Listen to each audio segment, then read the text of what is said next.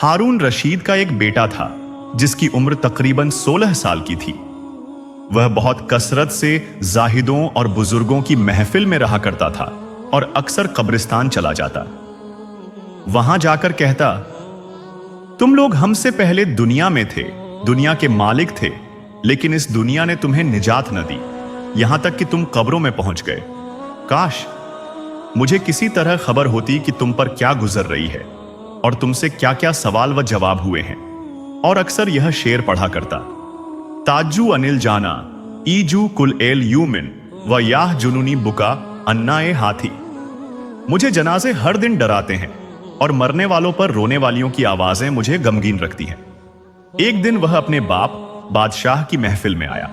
वहां वजीर, अमीर लोग सब जमा थे और लड़के के बदन पर एक मामूली कपड़ा था, सर पर एक लुंगी बंधी हुई थी। अराकीने सल्तनत आपस में कहने लगे, इस पागल लड़के की हरकतों ने अमीरुल मोमिनीन को भी दूसरे बादशाहों की निगाह में जलील कर दिया है। अगर अमीरुल मोमिनीन इसको तंबीह करें तो शायद यह अपनी इस हालत से बाज आ जाए। अमीरुल मोमिनीन ने यह बात सुनकर उससे कहा, बेटा, तूने मुझे लोगों की निगाह में जलील कर रखा है। उसने यह बात सुनकर अपने बाप को कोई जवाब नहीं दिया, लेकिन वहां एक परिंदा बैठा था। उसने कहा, उस जात का वास्ता जिसने तुझको पैदा किया, तू मेरे हाथ पर आकर बैठ जा। वह परिंदा वहां से उड़कर उसके हाथ पर आकर बैठ गया, फिर कहा, अब अपनी जगह चला जा। वह हाथ से उड़कर अपनी जगह चला गया। उसके बाद उसने अर्ज किया, अब्बाजान, असल में आप जिस दुनिया से मोहब्बत कर रहे हैं उसी ने मुझे रुसवा कर रखा है। अब मैंने यह इरादा कर लिया है कि मैं आपसे जुदाई इख्तियार कर लूं। यह कहकर वहां से चल दिया और एक कुरान शरीफ सिर्फ अपने साथ लिया। चलते हुए मां ने एक बहुत कीमती अंगूठी भी उसको दे दी कि जरूरत के वक्त इसको फरोख्त करके काम में लाए। वह वहां से चलकर बसरा पहुंच गया और मजदूरों में काम करने लगा। हफ्ते में सिर्फ एक दिन शंबा, शनिवार को मजदूरी करता और 8 दिन तक वे मजदूरी के पैसे खर्च करता। फिर 8वें दिन फिर शंबा को मजदूरी कर लेता। वह एक दिरहम और एक वाणिक यानी दिरहम का छठा हिस्सा मजदूरी लेता, इससे कम या ज्यादा ना लेता। एक वाणिक रोजाना खर्च करता। अब्बू आमिर बसरी रहमतुल्लाह अलैहि कहते हैं, मेरी एक दीवार गिर गई थी, उसको बनवाने के लिए मैं किसी मीमार की तलाश में निकला। किसी ने बताया कि यह शख्स भी तामीर का काम करता है। मैंने देखा निहायत खूबसूरत लड़का बैठा है, एक जंबील पास रखी है और कुरान शरीफ देखकर पढ़ रहा है। मैंने उससे पूछा, लड़के, मजदूरी करोगे? कहने लगा, क्यों नहीं करेंगे, मजदूरी के लिए तो पैदा ही हुए हैं। आप बताएं क्या खिदमत मुझसे लेनी है? मैंने कहा, गाड़े मिट्टी, तामीर का काम लेना है। उसने कहा, 1 दिरहम और 1 वाणिक मजदूरी होगी और नमाज के औकात में काम नहीं करूंगा, मुझे नमाज के लिए जाना होगा। मैंने उसकी दोनों शर्तें मंजूर कर ली और उसको लाकर काम पर लगा दिया। मगरिब के वक्त जब मैंने देखा तो उसने 10 आदमियों के बराबर काम कर लिया। मैंने उसको मजदूरी में 2 दिरहम दिए। उसने शर्त से ज्यादा लेने से इनकार कर दिया और 1 दिरहम व 1 वाणिक लेकर चला गया। दूसरे दिन मैं फिर उसकी तलाश में निकला। वह मुझे कहीं न मिला। मैंने लोगों से तहकीक की। ऐसी ऐसी सूरत का एक लड़का मजदूरी किया करता है, किसी को मालूम है वह कहां मिलेगा? लोगों ने बताया, वह सिर्फ शंबा, शनिवार के दिन ही मजदूरी करता है, इससे पहले तुम्हें कहीं नहीं मिलेगा। मुझे उसके काम को देखकर ऐसी इबरत हुई कि मैंने 8 दिन तक अपनी तामीर बंद कर दी। फिर शंबा के दिन उसकी तलाश में निकला। वह उसी तरह बैठा कुरान शरीफ पढ़ता हुआ मिला। मैंने सलाम किया और मजदूरी के लिए पूछा। उसने फिर वही 2 शर्तें बयान की। मैंने मंजूर कर ली। वह मेरे साथ आकर काम में लग गया। मुझे इस पर हैरत हो रही थी कि पिछले शंबा को इस अकेले ने 10 आदमियों का काम कैसे कर लिया। इसीलिए इस मर्तबा मैंने छुप कर देखा। अजीब मंजर था। वह हाथ में गारा लेकर दीवार पर डालता है और पत्थर अपने आप एक दूसरे से जुड़ते चले जाते हैं। मुझे यकीन हो गया कि यह कोई अल्लाह का वली है और अल्लाह के औलिया के कामों में गैब से मदद होती ही है। जब शाम हुई तो मैंने उसको 3 दिरहम देना चाहे तो उसने लेने से इनकार कर दिया। मैं इतने दिरहम का क्या करूंगा? और वह सिर्फ 1 दिरहम और एक वाणिक लेकर चला गया। मैंने 1 हफ्ता फिर इंतजार किया और तीसरे शंबा को फिर मैं उसकी तलाश में निकला, मगर वह मुझे न मिला। मैंने लोगों से तहकीक की।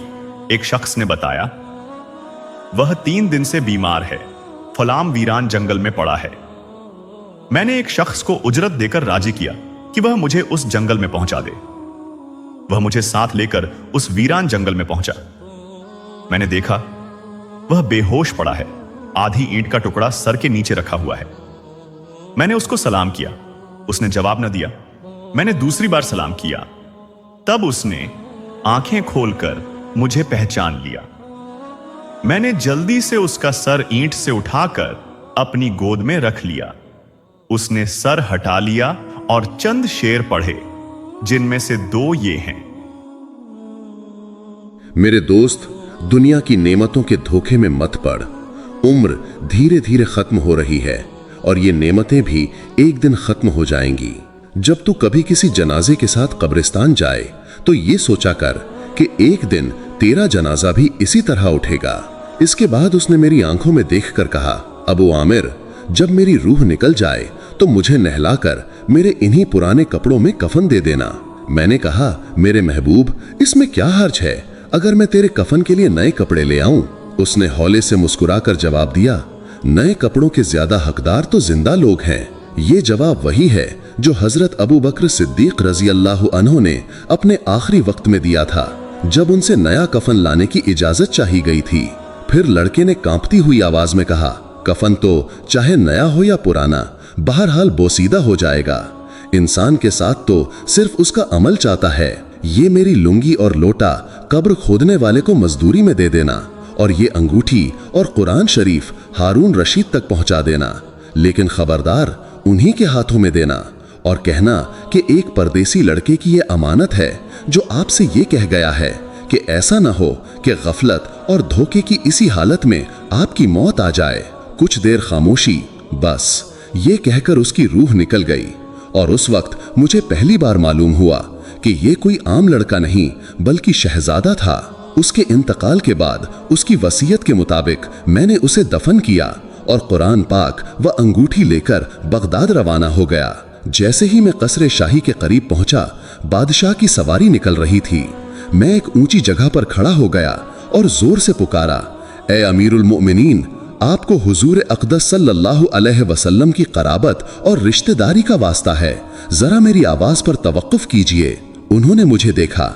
मैंने तेजी से आगे बढ़कर कहा, मेरे पास एक परदेसी लड़के की ये अमानत है जिसने मुझे ये वसीयत की थी कि ये दोनों चीजें आपके हवाले कर दूं। बादशाह ने उन निशानियों को देखा, फौरन पहचान लिया, थोड़ी देर सिर झुका लिया और उनकी आंखों से आंसू बहने लगे।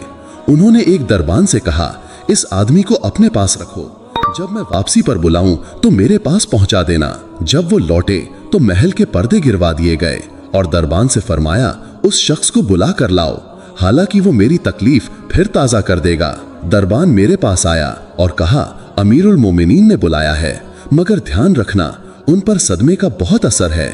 अगर तुम 10 बातें कहना चाहते हो तो सिर्फ 5 ही कहना। जब मैं पहुंचा तो अमीर बिल्कुल तन्हा बैठे थे।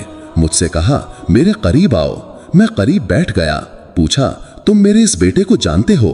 मैंने कहा, जी हाँ, मैं जानता हूँ। फिर पूछा, वो क्या करता था? मैंने कहा, गारे मिट्टी की मजदूरी करता था। पूछा, तुमने मजदूरी पर कोई काम उससे कराया? मैंने कहा, जी कराया। कहा, तुम्हें यह ख्याल ना आया कि उसकी हुजूर अक़दस सल्लल्लाहु अलैहि वसल्लम से कराबत थी कि वो हजरत अब्बास रजी अल्लाह अन्हु की औलाद में से था? मैंने नम आंखों से जवाब दिया, अमीरुल मोमिनीन, पहले तो मैं अल्लाह से माफी चाहता हूँ और फिर आपसे। मुझे उस वक्त तक उसका असल हाल मालूम ही न था। मुझे तो उसके इंतकाल के वक्त ही ये हकीकत मालूम हुई। कहा, तुमने अपने हाथों से उसे गुस्ल दिया? मैंने कहा, जी हाँ। कहा, अपना हाथ लाओ। उन्होंने मेरा हाथ अपने सीने पर रख लिया। फिर उनकी आंखें बंद हो गईं और लरसती हुई आवाज में उन्होंने ये अशार पढ़े। तर्जुमा, ऐ वो मुसाफिर जिस पर मेरा दिल पिघल रहा है और मेरी आंखें आंसू बहा रही हैं। ऐ वो शख्स जिसका मकान यानी कब्र मुझसे दूर है, लेकिन उसका गम मेरे बहुत करीब है। बेशक मौत हर अच्छे से अच्छे पेश चेहरे को भी मुकद्दर कर देती है। वो मुसाफिर एक चांद का टुकड़ा था जिसका चेहरा ऐसी रोशनी से चमकता था जैसे कोई चांदी की टहनी पर चांद रखा हो, लेकिन चांद का वो टुकड़ा भी आज कब्र में पहुंच गया और वो चांदी की टहनी भी जो उसका नाजुक बदन था अब मिट्टी में जा मिली। हारून रशीद की तड़प इसके बाद हारून रशीद ने बसरा जाकर उसके मजार पर जाने का इरादा किया। अबू आमिर रहमतुल्लाह अलैह उनके साथ थे। कब्र पर पहुंचे तो हारून रशीद की आंखें छलक पड़ी। उन्होंने कुछ अशार पढ़े जिनका तर्जुमा ये है, ऐ वो मुसाफिर जो अब कभी अपने सफर से वापस नहीं आएगा, मौत ने तेरी जवानी की उम्र में तुझे बहुत जल्दी उचक लिया। ऐ मेरी आंखों की ठंडक, तू मेरे लिए दिल का चैन और सुकून था, लंबी रातों में भी और छोटी रातों में भी। तूने मौत का वो प्याला पी लिया जिसे एक दिन तेरा बूढ़ा बाप भी पिएगा और फिर हर इंसान पिएगा, चाहे वो जंगल का बाशिंदा हो या शहर का रहने वाला। बस सारी तारीफें उसी वहदहू ला शरीक अल्लाह के लिए हैं जिसकी लिखी हुई तकदीर ही इन करिश्मों को जन्म देती है। रूहानी ख्वाब। अबू आमिर रहमतुल्लाह अलैह फरमाते हैं, उस रात जब मैं अपने वज़ाइफ पूरे करके सोया तो मैंने ख्वाब में एक नूर का गुंबद देखा। गुंबद के ऊपर अन्न की तरह हर तरफ नूर ही नूर फैला हुआ था। उसी नूर के दायरे से एक रोशन सदा आई। वो आवाज उस लड़के की थी जो दुनिया से रुखसत हो चुका था।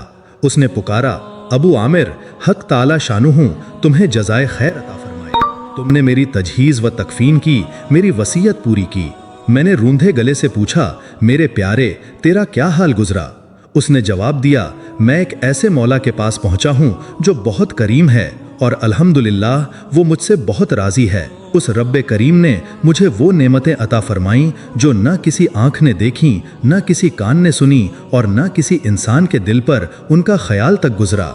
ये उसी मशहूर हदीस का इशारा है जिसमें हुजूर अक़दस सल्लल्लाहु अलैहि वसल्लम इरशाद फरमाते हैं कि अल्लाह फरमाता है, मैंने अपने नेक बंदों के लिए वो चीज़ें तैयार कर रखी हैं जो न किसी आंख ने देखी, न किसी कान ने सुनी, न किसी दिल ने सोची। हज़रत अब्दुल्ला बिन मसूद रज़ी अल्लाह अन्हु फरमाते हैं, तौरात में लिखा है कि हक ताला ने उन लोगों के लिए जिनके पहलू रात को ख्वाबगाहों से दूर रहते हैं, यानी जो तहज्जुद पढ़ते हैं, ऐसी नेमतें तैयार की हैं जिन्हें कोई नहीं जानता, ना कोई फरिश्ता, ना कोई नबी, ना कोई रसूल।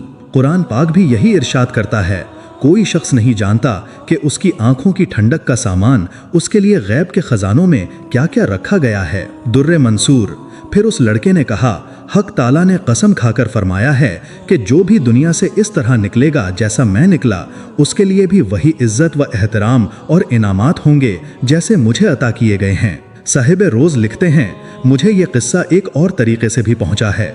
उसमें यह जिक्र है कि जब एक शख्स ने हारून रशीद से उस लड़के के बारे में पूछा तो उन्होंने फरमाया, ये लड़का मेरे खलीफा बनने से पहले पैदा हुआ था, बहुत अच्छी तरबियत पाई थी, कुरान पाक भी पढ़ा, दीनी उलूम भी सीखे। जब मैं बादशाह बना तो उसने मुझसे किनारा कर लिया, मेरी दुनिया और मेरे ताज व तख्त से उसने कोई राहत नहीं उठाई। जब वो दुनिया से रुखसत हो रहा था तो मैंने ही उसकी माँ से कहा था कि उसे मेरी एक अंगूठी दे दे। उस अंगूठी में बहुत कीमती याकूत जड़ा हुआ था, लेकिन उस अल्लाह वाले ने उसे भी इस्तेमाल में नहीं लाया, बल्कि मरते वक्त उसे लौटा गया। वो लड़का अपनी माँ का बेहद फरमाबरदार था। जिस बाप की दुनियादारी से वो साहबजादा दुखी होकर गया, वो कोई आम बाप नहीं था, बल्कि इस्लामी तारीख का वो नामवर बादशाह हारून रशीद था। हारून रशीद जिनका शुमार नेक दिल और रूहानियत पसंद बादशाहों में होता है। हाँ, दौलत और सरमाया जहाँ हो वहाँ लग़ज़िशें भी होती हैं, मगर उनके दीनी कारनामे ताजगी और रोशनी के साथ तारीख की किताबों में दर्ज हैं। उनका मामूल था कि रोज़ाना 100 रकात नफल पढ़ा करते थे। अपने ज़ाती माल से हर रोज़ 1000 दिरहम सदका करते, 1 साल हज करते और 1 साल जिहाद में शरीक होते। जब खुद हज जाते तो 100 आलिमों को उनके बेटों समेत साथ ले जाते, और जब न जाते तो 300 लोगों को पूरे खर्च, सामान, उम्दा लिबास के साथ भेजते। उनके दरबार में उलमा का बहुत एहतराम था, बड़े बड़े मुफ्तियों और मुहद्दिसों से गहरी मोहब्बत रखते। एक बार मशहूर नाबीमा मुहद्दिस अबू मुआविया रजी उनके साथ खाना खा रहे थे। खाने के बाद खुद हारून रशीद ने उनके हाथ धुलवाए और कहा, इल्म के एजाज में मैंने ये किया है। एक मर्तबा अबू मुआविया रजी ने हुजूर सल्लल्लाहु अलैहि वसल्लम की वो हदीस बयान की जिसमें आदम अलैहिस्सलाम और मूसा अलैहिस्सलाम के मुनाजरे का जिक्र है। तभी एक आदमी ने पूछा, उन दोनों हजरात की मुलाकात कहाँ हुई थी? ये सुनकर हारून रशीद का चेहरा सख्त हो गया। वो बोले, मेरी तलवार लाओ। ये शख्स हदीस पर एतराज करता है, ये जिंदीक और बद्दीन है। हारून रशीद नसीहत की बातों पर बहुत ज्यादा रोने वाले थे। उनके दिल में अल्लाह का खौफ और इल्म वालों की कद्र बहुत ही गहराई से बैठी हुई थी। ये एक बादशाह का नहीं, एक बाप का सिसकता किस्सा और एक बेटे की अल्लाह से मिलने की पाकीज़ा दास्तान जो हर दिल को हिला देने के लिए काफ़ी है। अल्लाह हम सबको ऐसी मौत, ऐसा जिक्र और ऐसी कबूलियत नसीब करे। आमीन।